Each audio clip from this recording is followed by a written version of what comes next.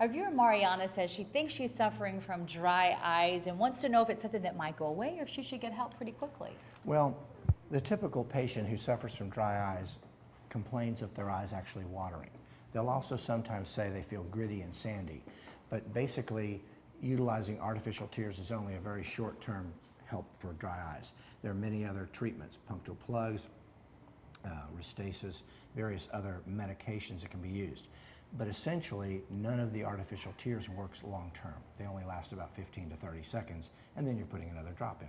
So yes, she should see someone and determine exactly whether she truly has dry eye or allergies. Well, you are well known for this, and it's part of your expertise. Is there an easy way for you to test and tell for sure if that is someone's problem? We use the Tear Lab tear test, and that test actually tests the salt content in the tears.